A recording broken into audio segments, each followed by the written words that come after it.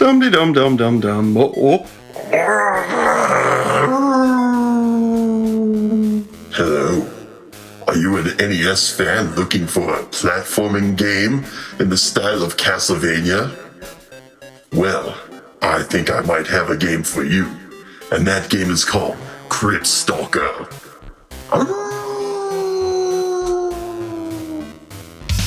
This is a review show. This is a review show. You don't have to like it, but I hope you like it. So thanks for sticking around.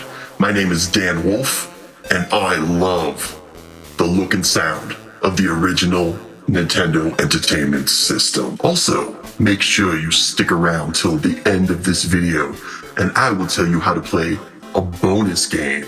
I promise, this is for real. I am not crying wolf. Eh? Say, if you haven't subscribed already, you should go ahead and do that. I promise if you do, I won't eat any of your chickens tonight. Well, after playing Midnight Castle Succubus, I was suggested this game, Crypt Stalker. A kinky game is what it said. It looked cool, but is it worth the $2?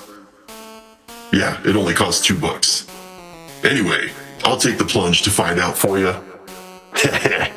Every 19th solar eclipses is the time where the demons open up the portal to our world. So it's like all your base are belong to us?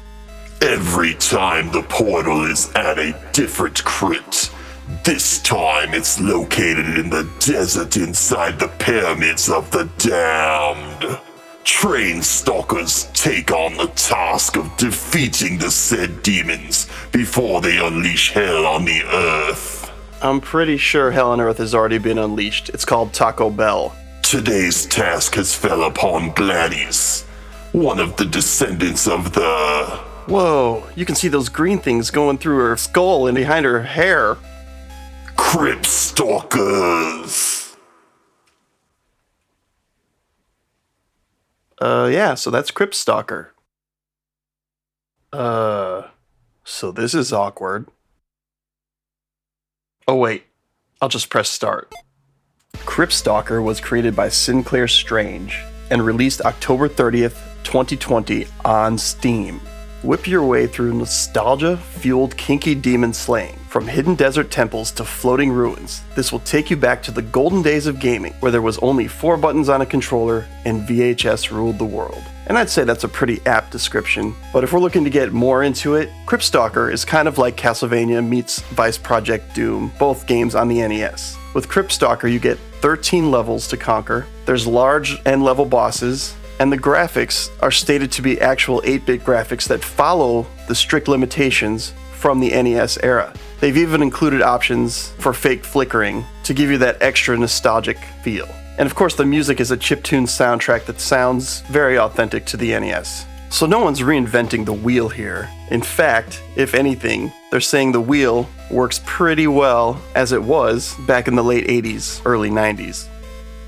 So now you know the basics of the game. But, do you want to hear about what's crappy about it? I mean, does a werewolf shit in the woods?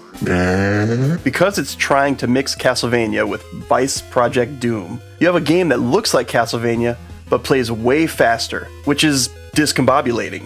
It's like, hey, I want to move slow like molasses on a cold winter morning, damn it. Just kidding. It does feel awkward at first, but you get used to it after dying enough times, and then you'll be thankful you can traverse quickly through a level.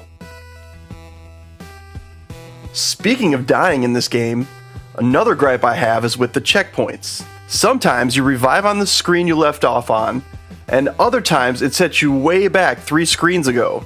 Where's the logic? Oh wait, it's a video game and logic goes out the window.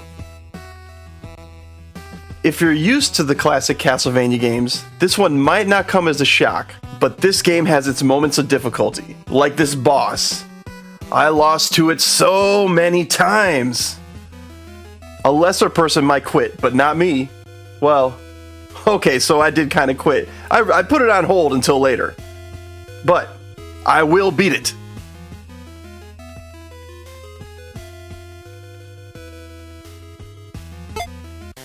now we can't talk about all the crappy stuff and leave out the good stuff, can we?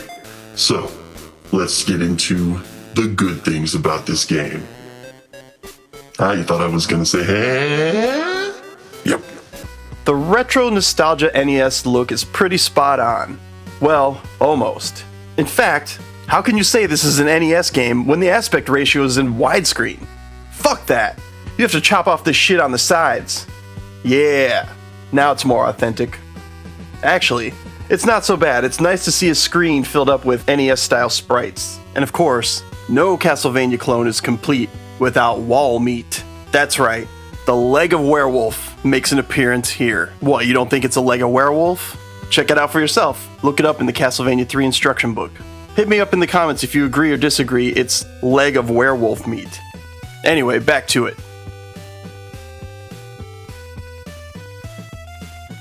Another thing I like is this game is fairly short. Well, at least the main campaign is. If you work on it, you can probably complete it in a few hours the first go-round. That was one of the best things about classic games was you can usually finish them in a setting. At least you could once you got good at them. In modern games, you can spend that long just creating your character's avatar. So yeah, give me a game I can beat in like an hour.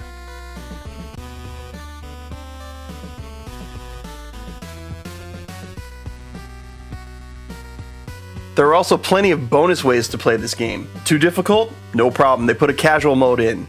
Though if you want to see the real ending, you need to beat console mode. Also, they have challenges, which are things like time trials and remix stages with increased difficulty to get through. You can also try for all the achievements, as well as listen to the classic sound test to hear all your favorite chip tunes from the game. There's also a bonus game, a Game Boy handheld mode game. But more on that in a minute. So, did I get my $2 worth of gaming? Hell yes, I did. Even with the minor gripes, this is a fun game with a low price tag. Plus, once you get done with it, you get what it could have been a Game Boy classic. Yeah, check this out. Little bonus for you, eh? Don't say I never did nothing for you. So after all is said and done, this game comes with a bonus demake of Crypt Stalker. The levels are redone and the game looks to be in the style of the Castlevania Game Boy games. It plays way better than those though. This one seems to be even harder than the main game in a lot of ways. There are only 4 levels altogether, and once you make it through, you beat the game. I haven't done it yet, but I'm guessing it unlocks an achievement, if you're collecting those. All in all, for $2 or $3, if you want to scratch that classic NES game itch with a game that's been given TLC, paying homage to some timeless treasures on the system, you really can't go wrong with Crypt Stalker. Well, thank you for watching. If you have any questions about the game, please leave it in the comments down below. Also, if you haven't subscribed, please do so right now. I said now. But yes, I appreciate you watching, and I will see you soon.